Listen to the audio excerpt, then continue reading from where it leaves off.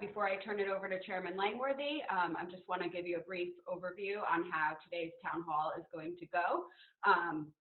After you're welcomed by the chairman, we're going to hear a few words from our special guest today, Assemblywoman Mary Beth Walsh and former Westchester County Executive Rob Astorino and current candidate for state senate. And the chairman's going to have a few questions for them. And after that point, we're going to turn it over to Q&A to everyone.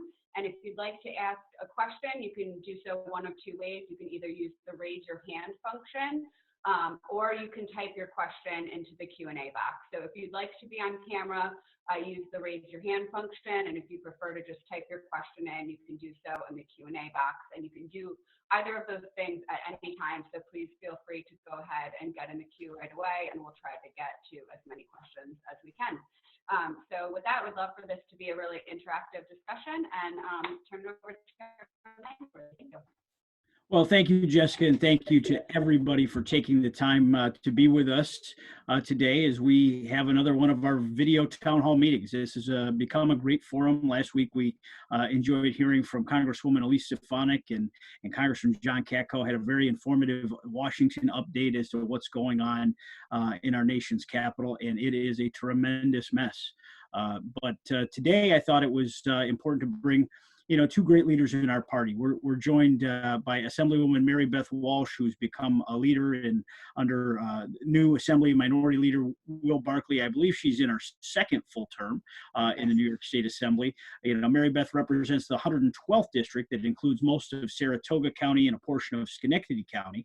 And she was first elected in 2016, comes from a career as an attorney and very distinguished. And she's brought a brand new, fresh perspective to the New York State Assembly from the Capital Region, and is one of the strong female leaders in our party. And we're glad to have you. Thank you very much for being with us, Mary Beth. And then Rob Astorino, it needs no introduction, our former Westchester County Executive and gubernatorial standard bearer in 2014. And as I like to say, don't blame me, I voted for Astorino. But he also, I am very excited that he's thrown his hat back in the ring to help us on our mission to recapture that majority, recapture our strength and our voice in the New York State Senate. Coming back, Rob, it's funny that how timing works. I remember standing in a parking lot in Westchester County the day that you called me to tell me you were all in for this Senate race. Happened to be the day that was kind of ground zero for the infection in Westchester. By the time my meetings were over in the county that day, 1,000 people were under quarantine, and that had been unheard of at that point. So, you have been a candidate officially only during the pandemic.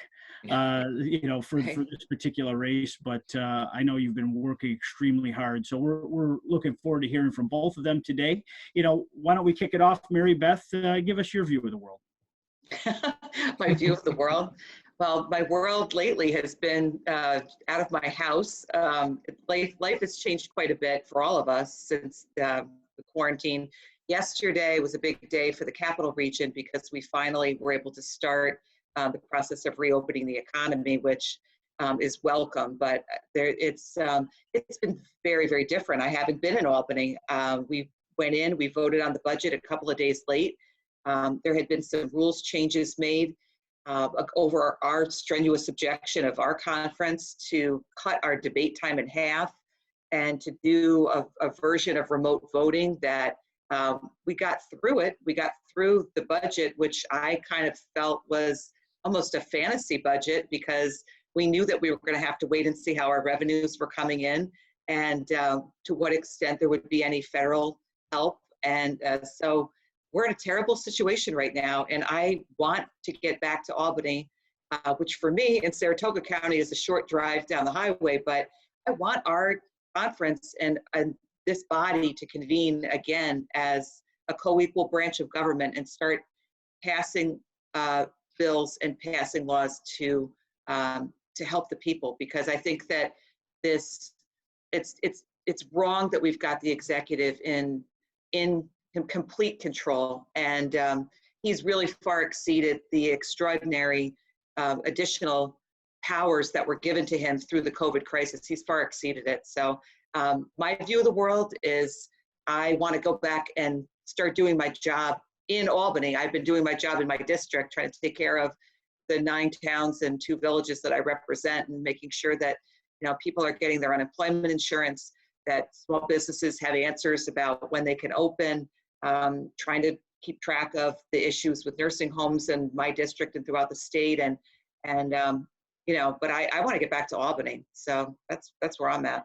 Well, Mary Beth, you know, this week, you know, we watch these media availabilities the governor has every day, and you know, he's changed the rules as he went. He's moving the goalposts left and right. I mean, I think that there has been a shirking of responsibility by the Senate Democratic leadership, and certainly by Speaker Hasty, and we called on, you know, all of them to get back to work, because this is a representative democracy. The people of the state of New York deserve representative democracy and not a dictatorship. No one elected Andrew Cuomo the king. And Right. it's far time that these state legislators stand up and be heard. I know we've got some, you know, very great legislators and great team members around the state that have, you know, stood up and been heard on the nursing home issues, on the failures of DOL, on the unemployment, you know, benefit distribution, as well as just, you know, the constant changes to rules on reopening. We need common sense plans. And if we're really running a $61 billion deficit, the state legislature should go back to work until they iron out these problems. Rob, what's your Absolutely. take? Well, I remember the day well when you and I spoke, because my kids, both 2 of my 3 kids, go to school in New Rochelle, and one is literally a couple hundred feet from that synagogue, which was ground zero. So they shut down immediately. And then my other one, who goes to public school here, they closed down a couple of days later. So I've been an uncertified teacher for the last 2 months in our house, and it is very clear that I was never meant to be a teacher. And so I can't wait for some normalcy in school to get back to normal. Although I learned that, you know, I'm not so bad in fractions. I could actually do them, but I needed to refresh myself. Today, we were joking before we went on here that I shaved today, that today's the first day I am not sporting a beard after about a month and a half. And I think the symbolic nature of that is it's time to get back to normal. And as much as I love playing around the world basketball with my kids outside, we need to start getting back to some semblance of normalcy. You know, 3 million more people filed for unemployment. That's almost 40 million people unemployed in this country, almost a quarter of the workforce out. The devastation in New York is going to be drastic. It's going to be probably worse than any state in America. And I think we have an opportunity here, and an obligation, by the way, to lead the way, because I think most people understand that Democrats are not as good, you know, running the financial ship, if you will, and love to go to the immediacy of raising taxes in the highest tax state in America, which will only make it worse. So I think our message can be very strong in that we need some balance in Albany. We need some Republican leadership in Albany, in the Assembly and in the Senate, to be that counterweight to Cuomo and the radicals who are going to just devastate us financially and make it worse for those who are unemployed, those who have lost their, you know, some of their income, and people who are going to leave this state. So I think we've got a really good opportunity. I also think, you know, the absurdity of a lot of these rules is coming into play now. People are seeing, you know, whether it's de Blasio, the moronic statement of I'm going to, you know, yank you out of the water if you're in the ocean, or, you know, County Executive Kern in Nassau County, you can only kick the tennis balls and you can't play doubles. You can only play. This is where people realize that there's no rhyme or reason anymore. And none of us should be happy that the governor gave us a tiny bit of our rights back today and saying that up to 10 people can go to a church. That's absurd. My church holds 500 people. So he's giving 2.5% of the occupancy for a constitutional right that I have. So I think we have to be a little more forceful in a balanced way, in a respectful way, but also say that enough is enough, and we've got to use our voices. With anyone that has not read the New York Post today, It's great.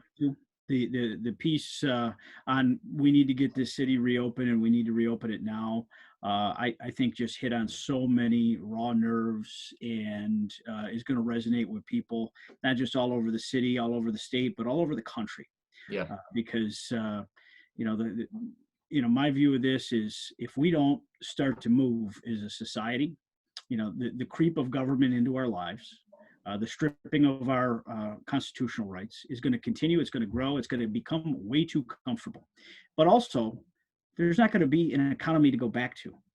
And endless bailouts, endless printing of money out of Washington, it's going to run out. I mean, ask the people of Venezuela how that worked out. And it's great to have leaders like we're joined by today that are standing up to be heard. Rob, what fueled your desire to get back in the ring here and run for the state Senate? I mean, I greatly appreciate it. So many people applauded, the move. I think it was a sign to the people all over the state that we're going to make a real run at this Senate. That someone that held the stature that you have was willing to get back in the arena. What helped you make that decision? Well, part of it was, I just, the way that the state is going, the direction. I mean, we know the direction it's been moving in. It's really the reason why I ran for governor in 2014.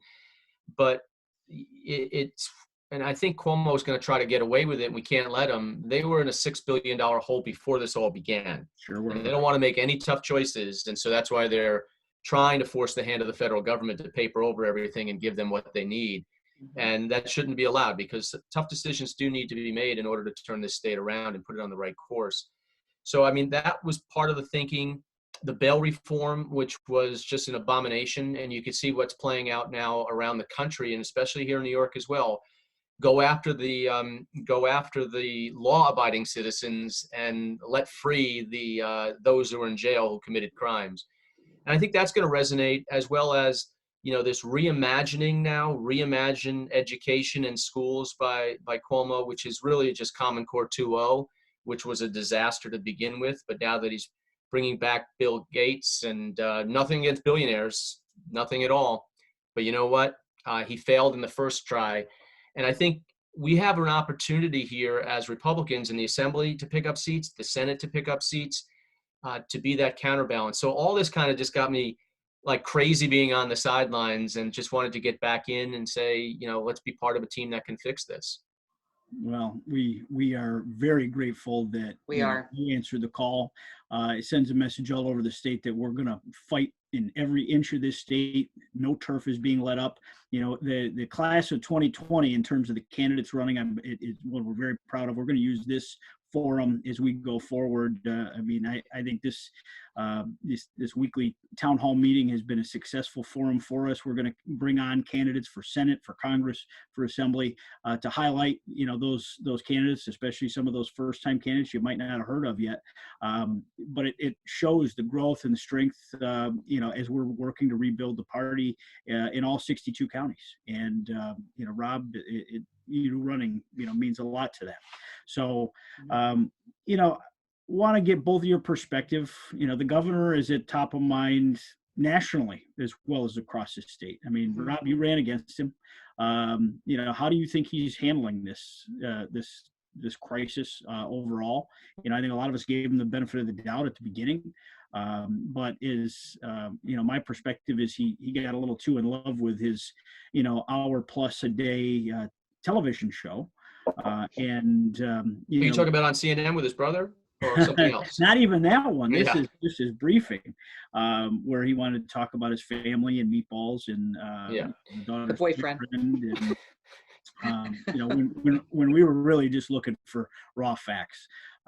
So I'm eager to get both of your perspectives. You come from different parts of the state. Assemblywoman in the Capital Region. Rob, you're in Westchester, downstate. What's your take? Mary Beth, you want to go first, or? No, that's fine. I thank you. Well, first of all, let me just back up for a second, because I want to thank Rob for getting into the race too. I think, the year that we lost the Senate majority, we picked up seats in the Assembly, and this could be a big year for we're obviously outnumbered. I think it's like 107 to 43 right now in the Assembly, but we're going hard after whatever seats we could get, because just putting our numbers up even somewhat. You know, Rob winning in the Senate is huge because that would just get us that much closer. Even if we can't retake the majority, it would get us that much closer to. And it's so interesting, like just the addition of even a few seats in either the Senate or the Assembly, even if it doesn't give the majority, it boosts your strength. It boosts your clout and your voice. So I'm just so glad, Rob, that you're here. I remember meeting you first when you came through my town when you were running for governor, and was so impressed. And I would be delighted to work with you. And I wish you all the best as we get closer to November. But in terms of this governor, so it's hard to see, you know, polls coming out showing his popularity rating in the 70s, because the people who really are aware and have been following him for years, like we have, know that, you know, this is, I guess this has been sort of must-see TV, but what I'm hearing from people is that they're really sick of it. I mean, you know, I have to watch the briefings, but if you don't have to, I know a lot of people that are shutting off their TV at this point. They just find it to be very repetitive. And the spin, I mean, it becomes very difficult to watch, especially when we know about the DOH memo about the nursing homes and accepting COVID patients. And then for the governor to say the other day that he's done every single thing that he can to help these vulnerable people. And we've got over 5,000 casualties out of nursing homes. It's just, it becomes very difficult to listen, but of course I do. And it also becomes very difficult when he makes such a production out of this is not a time for us to be political. And then in the next breath, he is spinning it all to just, you know, unload on the federal government, our president, and all of that. So my take on the governor and this whole process has been, I think at the beginning, I think he did a good job, I think, in communicating in these daily briefings at the beginning. And I was surprised because this is a governor that wouldn't give a press conference, wouldn't meet with the media for a long time. And he seems to be really relishing the role now. And I think it's starting to, you know, it's starting to turn a little bit. That's what I see. Yeah. Well, we've learned, I mean, if you didn't know how terrible the press has become in the United States, especially here in New York, you learned that they hate Trump and any Republican. And so Cuomo became the counterbalance. He became the hero to the villain of Trump, right? So he sounds sensible. He was giving facts, and New York was the epicenter. So he had that attention. But I think as things went along, and I think also there's going to be a period of time of reflection and looking back at the facts, right? The facts were clouded. He made some really bad, deadly decisions, not just the nursing homes, but also when even de Blasio was saying we should shut down, Cuomo was mocking him. And Cuomo took 5 days in order to do that, and yet still let the number one transmitter, if you will, of the virus, Metro North and the subway system, to continue. So at some point, there's going to be at least a fairness in his grade. And that's going to come at the same time where the economy is going to be completely and utterly devastated, where people, you know, are going to look at who was in charge and who kind of put them through this misery with their decisions, and then who's going to be able to rebuild this state better. And I think that's the opportunity that we have as a party, is to say, look, you already know what they're capable of doing, one party, in quote good times or normal times, and how destructive it was. And we were all talking about the criminals out in our neighborhoods that were let out, but now they still want to let the criminals out. And by the way, you don't have a job. And so I think the messaging is going to be important. Obviously, fundraising is going to be important so we can get the message out.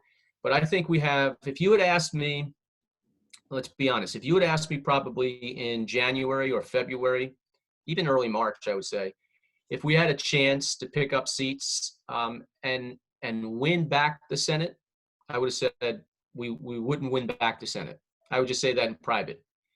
Now, I truly believe we have the opportunity to pick up those 8 seats and win back the Senate, and to make some important strides in the Assembly to get to that magic number of over 50 at least, right? Where you become Right. quote super minority.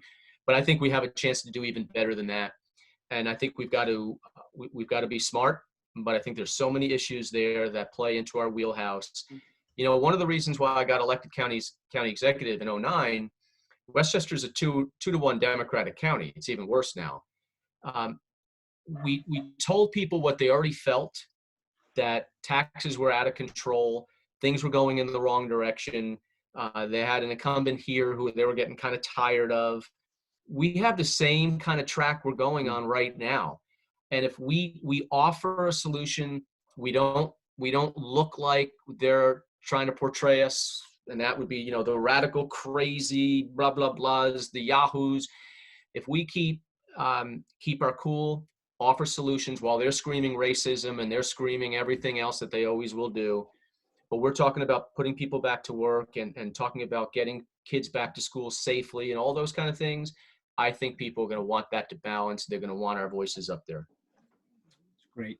You know, you both talked about the growth of the two conferences and how important it is. This is a year that we face the last, you know, election before a census data and a redistricting. Mm-hmm. You know, we must gain strength in the state Senate to preserve our options in the redistricting program that was put into the state constitution 10 years ago. You know, we're right at the bubble right now, 23 seats in the Senate. Where if we fell any further, we would no longer have 1/3 of the body and would fall under the threshold of any veto authority over that process that's been laid out. It's never been executed. Right. And in the Assembly, you know, we're under that threshold, you know, with 43 seats.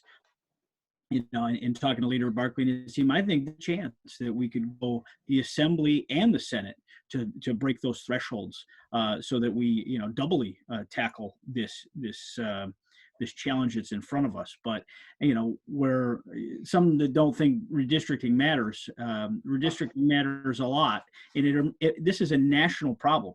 And I try to, you know, compel that to the RNC and people, you know, nationally as to why it's so important, you know, to invest in this comeback that we're making with the New York Republican Party, because, you know, as this decade, a map that was drawn by a federal judge, which is a fair map, has given us as many 9 Republican members of Congress. You know, if hyperpartisan map makers take our federal delegation, we'll be down to 2 or 3 Republican seats that you can take to the bank. And as Kevin McCarthy often says, there's no path back to a national majority in the House of Representatives for Republicans without going through dark blue states like New York and California.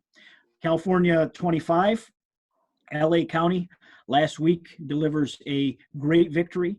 A Latino Republican candidate, Michael Garcia, is now Congressman Michael Garcia. Very excited about that and the prospects that gives us, and it sets the table nicely for our first special election here on June 23rd, where Chris Jacobs is running to hold that seat in Congress for Republicans and President Trump. You know, I know we have a lot of questions. You can type a question to us, go into the Q&A section here on Zoom, or you can raise your hand, and Jessica is going to bring our first person up here. I see we've got Brian Rusk ready to ask a question. Why don't we call on him to kick things off? Can you see me? Nope. I can't see you, Brian, but I can hear you. Okay, I don't know why you can't see me, but I pressed to start my There you video. are. Okay, thank you, Nick and Jessica. I've consulted earlier today with our Erie County Republican Chair, Carl Simeth, and I have 3 points. The U.S.-Canada border must be open up now. Billions in trade is being lost, and hundreds of U.S. mall stores may close forever. The Walden Galleria here in Erie County and Cheektowaga is endangered, and Cuomo should do something about this now. Second point, 30 miles north of New York City should be opened up today, and I've talked to Nick Langworthy about this a few times. We can do this with distancing, masks, gloves, as 99.5% of upstaters are healthy. The hospitals are empty. We need those jobs back now. and Cuomo should wake up. The third point, all government employees not working must have salaries cut or eliminated, as private sector people have lost the same, as this is an act of God. This is not fair to the poorest taxpayers with little or no income now. Cuomo should listen. Cuomo said protesters should get essential jobs. We need those essential jobs right now. Thank you. Thank you, Brian. Yeah. That's quite a soapbox, my friend. Listen, every job's essential. Yep. Every job's essential. In every minute that this lockdown continues, because phase one, I still view this as a lockdown. We have, other than wanting to go to a big box store, I don't know what most of us that, don't work in factories or in construction can actually do. We need to loosen up upstate. We need to get, every region of the state back up and running. I'll kick it over to you, Mary Beth. I mean, I agree. I think it was very interesting. I've been participating. You mentioned that last week you had Congresswoman Stefanik on. She's been doing a wonderful job in doing a series of these types of calls to bring together different groups, whether it's K through 12 education or higher education. Earlier this week, she brought together a group of small business owners, mostly from the North Country, but she and I overlap in a little bit of the area of Saratoga County. And it really struck me to listen to the business owners themselves say, yes, we're hurting now, and we're really worried too about next year, because we're worried about what's our unemployment insurance going to look like next year when we get rated. We might survive now, but we might fail next year. So they're also worried about bringing employees back. Are they going to be able to get employees back, because they're getting this great deal right now through unemployment? Many of them don't want to come back. I'm hearing that from a lot of business owners. So it was really, really easy to just turn the faucet off, or however the governor describes it, turn off that economy. But turning it back on, we all have, and believe me, I'm hearing from all kinds of people within my district about how to do it, who's not doing it right, what segments should be opening right now. I don't think it's open enough right now. I will agree with that for sure. And I do think that the speaker's point was well taken about the where the virus is currently. But I do think too, reasonably, I do think we have to consider the fact that when the antibody testing was done, up in my region anyway, like nobody's had this. So there is a vulnerability that we have here. So if we can open safely, I want to open now. But I just want to be sure that people are, we had 4 members of the assembly, 3 from downstate and 1, Brian Miller, from the Utica area, who contracted the virus. And he was on a ventilator for 3 weeks. We didn't know if he was going to make it. So this is something that I do think that we need to take seriously. I absolutely think that businesses need to reopen if they're to survive. I think unfortunately, we're going to see a lot of businesses that aren't going to make it despite our efforts. But, I also have a very healthy respect for what this virus can do. So I do think that we have to be reasonable and try to figure out what the best course is. But as far as the U.S.-Canada border, I think that's a very good point as well. So I appreciate the caller. That's a very serious part of our Western New York economy, that binational tourism, but as well as binational business. I think, as we discuss the reopening and in the cost benefit analysis, I don't think there's a person in this society that thinks that you're going to go back to the way things were. Obviously there's life after the virus. Social distancing, something that I think people could achieve. Business owners have to enforce and have to take it seriously, just like you take any other safety measure seriously, in your business. What take you, Rob? I've always hated essential versus non-essential. And that quote that Cuomo said is going to come back to haunt him as well, that, if you want to open up your business and get an essential business, that's absurd that he would say that to people. It should have always been high risk versus low risk. And, you know, we've been told to do certain things, and we've done them, right? We did those for health reasons. We did that for the safety of others, and we all did our part. And I think at this point, most people are starting to see that it's not only unfair, but it's unequal. And there's no reason that we can't be trusted, and they don't trust us. Let's get down to it. Okay, the governor doesn't trust adults to be adults. Um, but if I'm allowed to go into a Home Depot with a mask, or to ShopRite with a mask, which by the way gets pretty crowded at times, then what's the logical reason for me not being able to wear a mask and go into a small business? There is none. And so I think we've got to start pointing that out again in a reasonable way, not toting an AR-15 and saying, you know, we demand that the store be open, because we know what the, you know, how they're going to try to spin that. I think logically and reasonably asking these questions are things that we should be doing. So, you know, you look back at what happened here.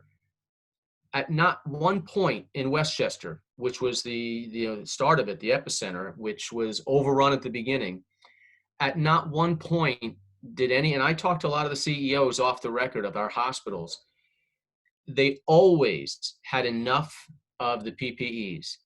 They never once did not have enough beds, including in the ICU.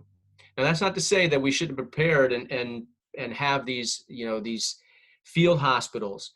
But let's be honest as well. The Westchester County Center, they built an entire facility. They basically took over an entire commuter parking lot. Built, the Army Corps built, I've been told what it costs. I don't know if that's true or not, but if it is, it's beyond crazy. Not one patient ever went in there, not one. And it's guarded 24/7 by I don't know how many cops. The Javits Center, obviously, the ship. So I think, you know, there's criticism definitely, but the point is we did everything that we should have been doing. The CDC recommends, and the governor's recommending 6 feet. Do you know what the World Health Organization recommends as social distancing? 3 feet. Do you know what the Massachusetts Institute of Technology recommends? 27 feet. So we're making it up as we go along, folks. But as long as we're reasonable and we do practice some precautions, then there's no reason why we can't go back to some semblance of normalcy. We were asked to flatten the curve. Yeah, that was the reason. That's right. All of us contributed to flattening the curve. We stopped our daily businesses, our daily lives. We made the sacrifice. A lot of people made a huge financial sacrifice to flatten the curve. Mission accomplished. Yeah. It's not we're in this until no one ever gets the coronavirus ever. That's not realistic. Chairman, that's a key question that I think we need to start posing publicly. I've been saying it every week on WOR radio, but I think we need to say this because it will get people to think. Because there's enough people who want nothing, right? They don't want to leave their house. They're scared. And they can stay home. They can stay home. That's fine. And there are certain there's a segment of the population that we know are the most vulnerable. We know Cuomo made a deadly wrong decision of 5,400 and counting, but we also know that segment of the population that is most susceptible, we should protect them most. But just looking at the numbers now that we didn't have 2 months ago, we do know what the trend is. We do know who is most susceptible, so we can plan forward. I do think we need to pose this question to everybody and to the governor himself. Are you telling me that you can guarantee not one more person is going to get sick or not one more person is going to die, and that's the reason we should remain closed? If the answer to that is yes, I think most people would see that unrealistic. If the answer to that is no, then what are we doing? We need to go forward knowing the precautions and let adults make adult decisions. We need local officials to make local decisions. And too many, quite frankly, there are too many, including some on our team, let's be very honest here, too many have been either afraid to speak out or have delegated total authority to the governor. We do need to be that counterbalance and that voice of reason, and that voice at least that's going to make at least people question why these decisions are being made and hold the governor's feet to the fire. Absolutely. We have a Agree. special guest that would like to join our conversation, Keith Wolford, Hey, Keith. former candidate for Attorney General. Are Hey. you on the line, Keith? Yeah, I am. I am. Greetings, everybody. Hey, Keith. Hello. A couple questions on education for you folks. The first is last week the regions voted 9-7 to close the Buffalo Science Charter School by not renewing their charter. How do we hold the Democrats accountable for that? Because I'm pretty sure we weren't behind that, and that's a travesty. 94% graduation rate, 65% community of color, resoundingly underserved communities the schools are in. They have 3 schools are getting shut down for no good reason.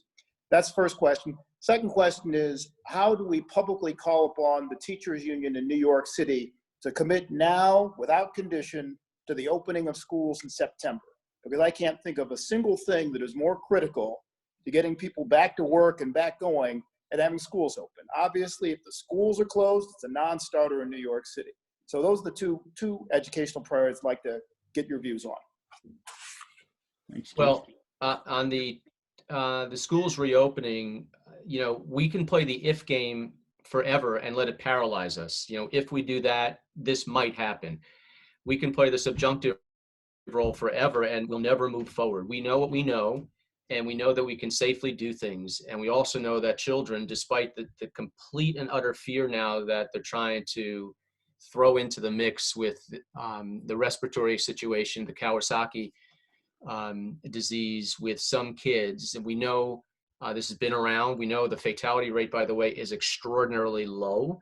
Not that we shouldn't be watching it and be cautious. Of course we should, but that can't be the next reason and the 8 other ideas that they come up with to keep us frozen in time. And we do need schools to be open. We know colleges are opening up around the country. Notre Dame, South Carolina, a lot of these universities have said that they are going to open up on time or at some point in September. And I think if you ask people, and I've asked some of the educators, if you ask them privately, they say they're ready to go and they will be ready to go. They're afraid, as are so the hospitals, are the religious leaders, so many, they're afraid to take on the governor or say something that might cause his ire. Just look at the nursing homes, what they've gone through. But that one courageous guy in Brooklyn who actually broke the story, I would watch where he goes the next couple of years. But other than that, I do think that the charter schools are something that we should, as a party, be very much in favor for choice. It gives us an opportunity to talk to people who may not always listen to us because they're told that we're big, bad, and ugly, and we're anything but. So I think that's an opportunity, and I think the schools should be opening in the fall. The education issue, I mean, I think the canary in the coal mine to all of us should be the reimagining of education. Yeah. When he opened his mouth, he showed his cards. You could tell his wheels are turning, that we can do this a lot cheaper by distance learning. And they can homogenize our education. I mean, they've already taken away our neighborhood school districts, and they've taken away, so many things that make communities stronger. But, as a product of public education in a rural, poor area, I know that school was the glue that kept that community together. And having in-person education and the effect that our teachers have on our kids' lives is not replaceable. It's not fungible, right. And I don't care how many bored billionaires want to get involved with reimagining or incorporating their technology or whatever their pet project is. We cannot allow this to happen, and we should fight like hell every day to stop them trying to screw with our kids' school. We spend too much money to educate our kids. We are way invested in this process in this state. And everything they've tried to bring people in, like the Common Core, has screwed it up. Let teachers teach. And we need to open these schools. Make no mistake. I mean, we cannot have this economy open if we don't have schools. I see today the governor has announced that summer school is now virtual. I don't know. That does nothing. that affects, but I mean, if they failed in the school year, they're really going to fail on virtual education. And we have so many underserved populations in this state, and they're underserved because of a lack of technology. Keith, to the charter school issue in Buffalo, that's an embarrassment. That you're educating me for the first time on that.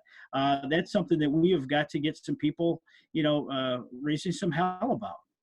So thank you for bringing that up. Mary Beth?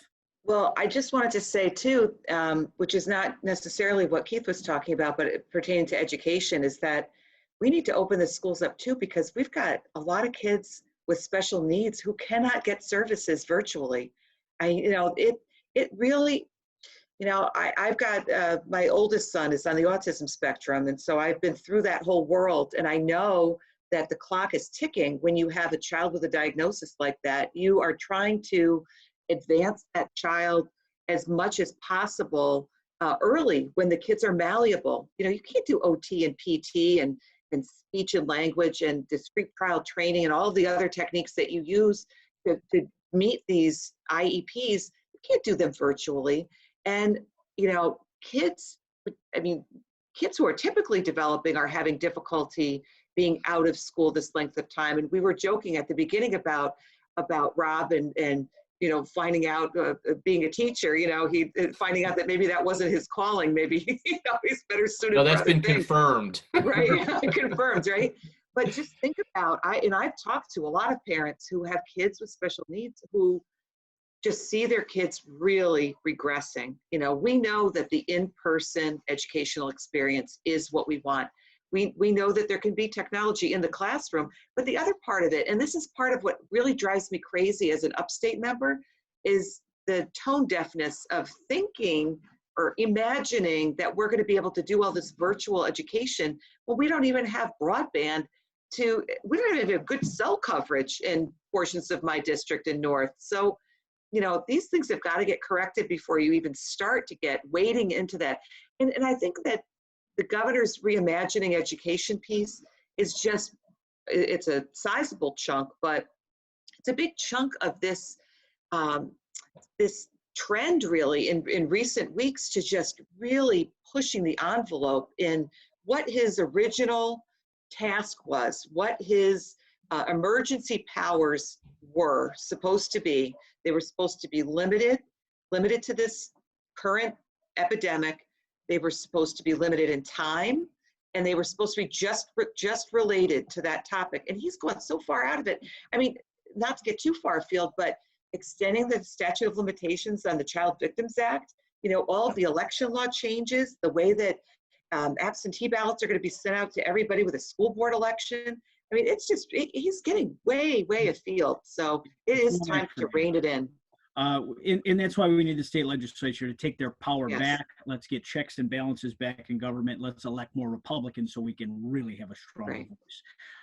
We have, the Rahm Emanuel view of the world here. Let no crisis go to waste. You're seeing it around the country.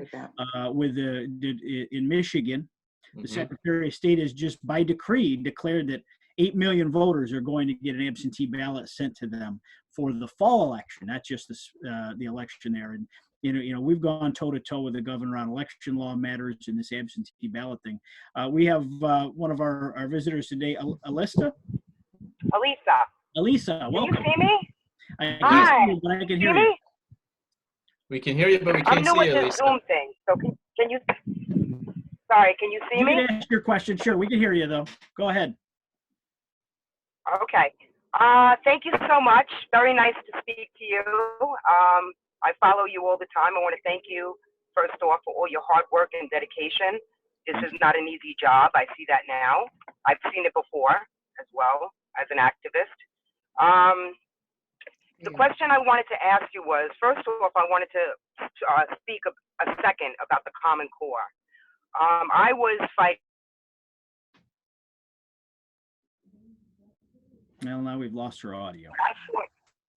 Lost my audio? Now we can hear you. Now we can hear you. Okay, let me stop so I don't drive around. I was on the committee for trying to get rid of the Common Core. I did a lot of studying. I hooked up with a lot of committees that were fighting this Common Core. That was a program that came from Russia that they threw into the garbage and put into the paper shredder. They were able to indoctrinate the children. They did it with the Lucy Corkins thing before that. I'm sure you're aware of that as well. And the Common Core is just an extension. The Common Core is also designed to get information on us. They were questionnaires that were given out in upstate, because I have family that live in Greenwood Lake, upstate. Those questionnaires were questions that were like, are your parents a Republican? Are they Democrats? What goes on in your house? Like all these questions that were totally inappropriate. And then it was put, all the information from Common Core on all the children are put into a database. You guys know about this, right? It's called Bloom. Okay. Can you guys hear me? Oh, Yes, yeah, we can hear you. Oh, Sure. okay, okay. Yep. So my husband is also a special ed teacher, former special ed teacher for the New York City Police, New York City Department, sorry, the school, for 30 years. And he's an advocate and fights for children's rights, because there are special ed needs. And you made a wonderful point about the children that need to be back in school and have a lot of needs, and they're not being addressed at this particular moment. So I am running against John Liu, and John Liu is giving me a piece of cake, because honestly, I'm going to run against him. I'm a voice of the people. I'm a voice of reason. And what I want to do is give back my community to the people. And this guy has went on several news stations talking about to avoid the COVID, forget about it, go out and party, it's fine. I don't know if you folks saw it on Hannity and again on Tucker. But I think this election year, this is the year. There is no other year that will be as greatly designed and aligned than this year that we're speaking of right now. Right now, all the stars are aligned. Everybody is fed up and disgusted with the Democratic Party. They have made fools of the American people here in New York, and they're waking up. My campaign is going to be all about pointing out the bail reform, which is horrific. It even includes dogs, cats. There's some people care more about dogs than cats, you know. It happens. So you know what? My campaign, in the back of it, is going to have the bail reform. Boom, boom, boom, boom. Bullets. I'm going to do my campaign diplomatic, but it's going to be a strong campaign. And I'm not going to go after my guy like a maniac, like the Democrats do, you know, and make myself look like a fool, when the people, what they want to hear is what I can do for them. Absolutely. How are you going to represent me? So I'm going to take care of my people. I'm like the mother hen, and that's how I'm going to run my campaign. And I'm a Puerto Rican Jew, and I'm not afraid to say it, because people say, hey, I'm a Catholic, I'm a Christian. So can I make this more diplomatic? Should I say Hispanic Jewish person? Alyssa, but the bottom line, stepping up.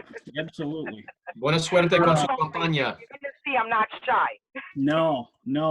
We thank you so much, Alyssa, for stepping up and running. And I know you had a concern about what we're going to do to secure ballots with all the mail-in situation. So that was kind of the lead into your remarks. But what we have attorneys watching this step by step. I mean, we've gone toe to toe with the governor privately on the absentee ballot measures.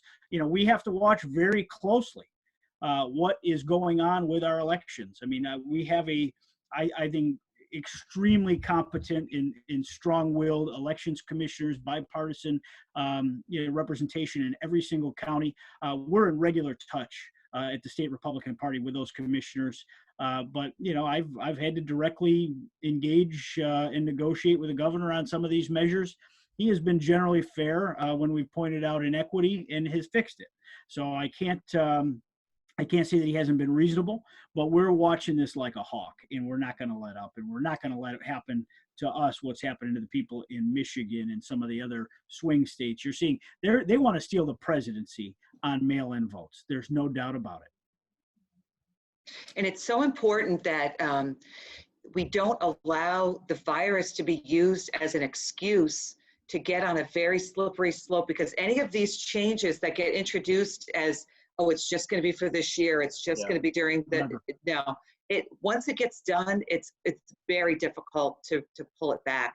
And we honestly, getting back to the conveyance of the additional emergency power and authority given to the governor, we see where that's gotten us, right? So the thing is that if you go back and you read the bill and you see what we gave him in terms of power and authority and what he's taken, and I know that there is at least one lawsuit that's been brought out in Western New York, right, Chairman, to try to fight back against that. And you know, our conference has been talking about whether that's something that that needs to get done.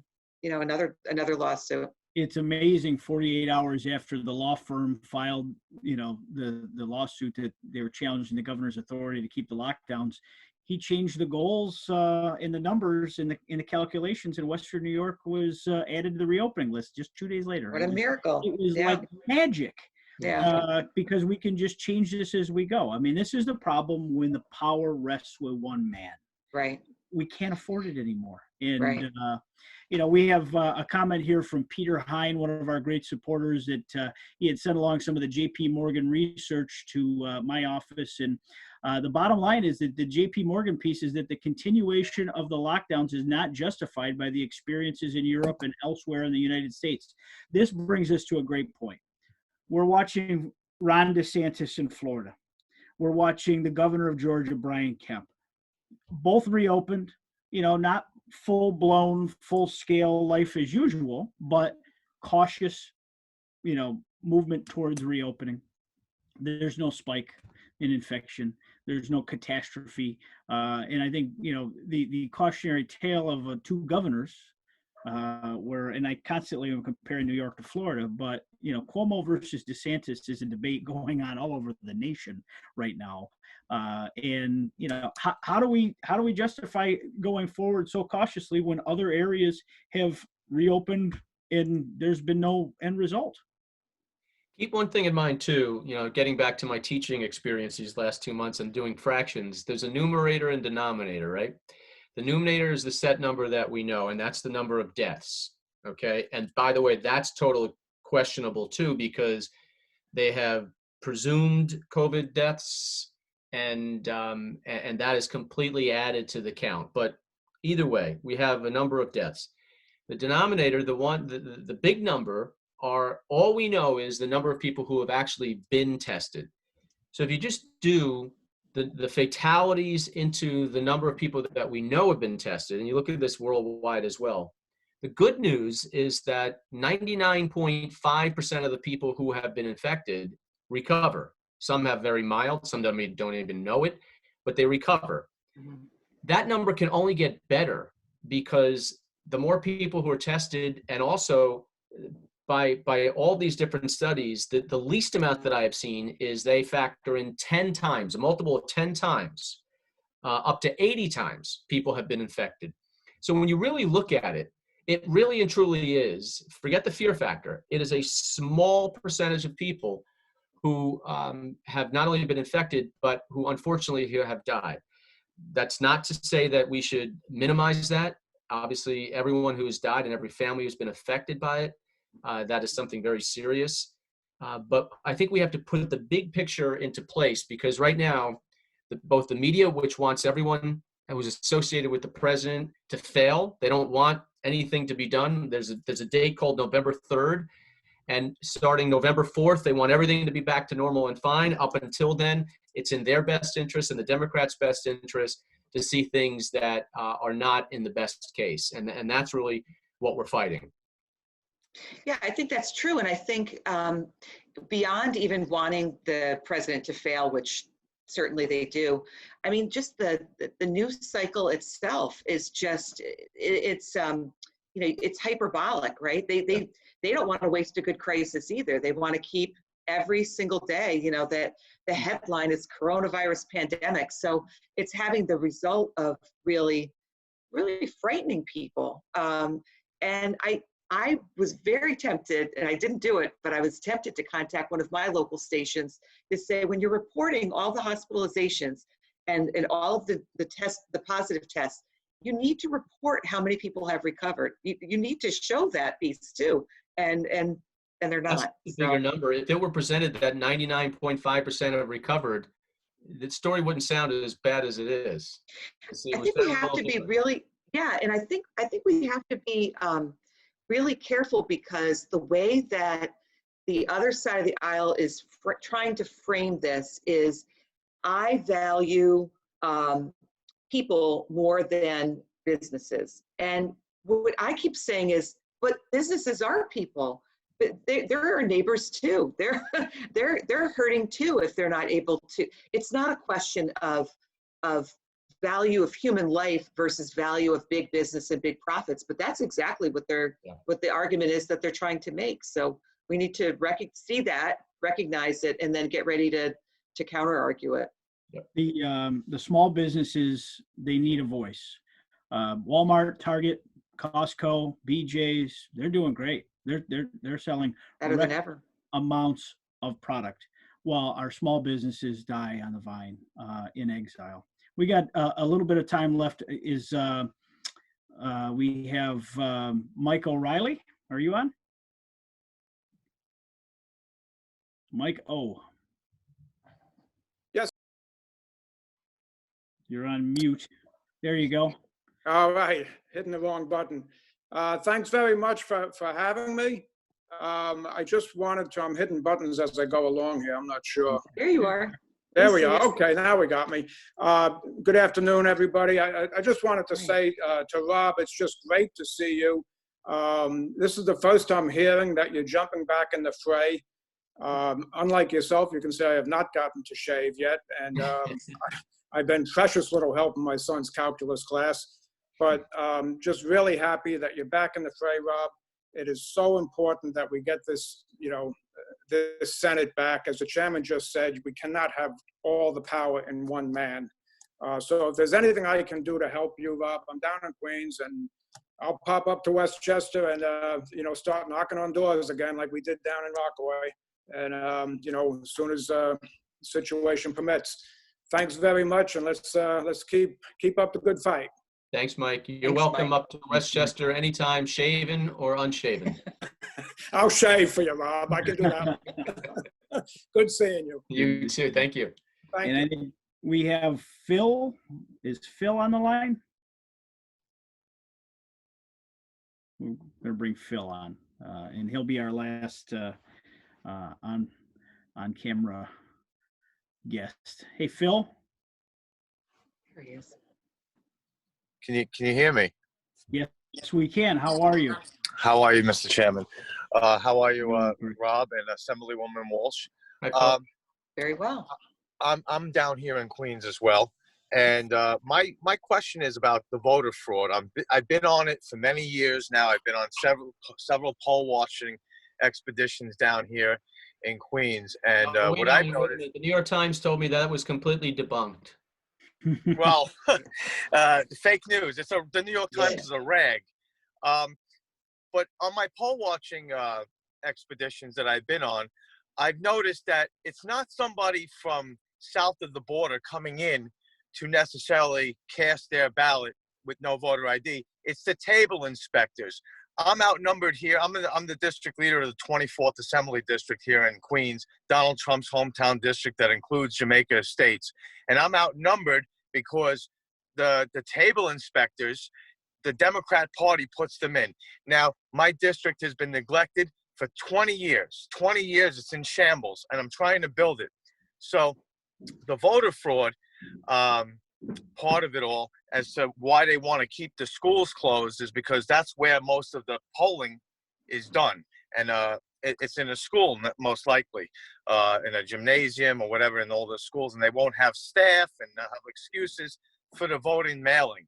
And I have seen table inspectors that are Democrat become Republican and start handing out 2 to 3 ballots to people. I've caught them doing that in the past. I've caught them, they run their finger down the line. They're pretending to be Republicans.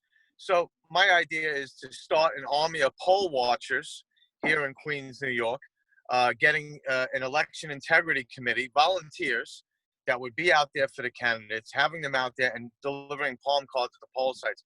There's no other way I see the voter fraud getting taken care of. It's not voter ID. It's the table inspectors and the coordinators, the knitting the knitting clubs that have been together in place for the past 30 years, colluding with each other, saying, okay, this year you're going to be a Republican and you're going to be a table inspector Republican, and this, you know, and they're all working together. They wouldn't rat each other out.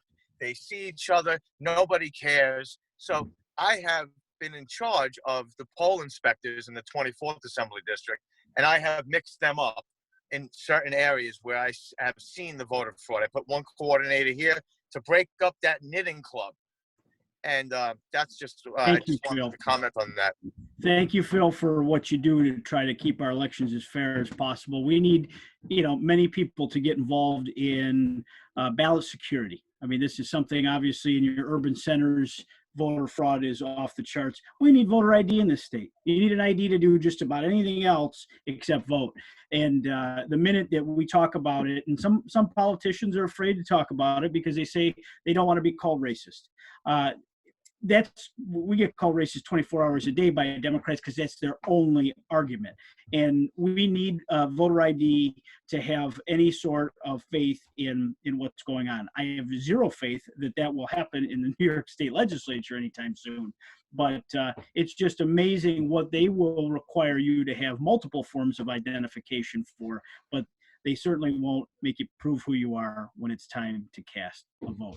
So we will stand strong and tall for that. This has been a great forum today. I want to thank you, Assemblywoman Mary Beth Walsh, for taking time out of your schedule to be with us, as well as This has our been former, great. Thank you. you know, Westchester County Executive and our future State Senator Rob Astorino. Just so you know, he has a lousy taste in football teams. But he is going to make one hell of a state senator. Come on, killing me. But he is going to be a great state senator and is exactly the energy and the voice that we need back in Albany to go shake this up and get the party back on track. So thank you both for your time today. You know, if you enjoyed this, join us next week. We'll be right back at it. Also, we need your support. You know, if you can afford to do it this time, consider, you know, making a contribution. I know many of you joined the sustaining membership program. That was very helpful, but we are trying to do our very best without in-person events. NYGOP.org, there's plenty of ways that you can support the party. We need you. We need you more than ever before, and we need to grow our party in all 62 counties. So we're going to keep at it. Thanks for being here, and we look forward to seeing you next week. Thanks. Take care. Thank you.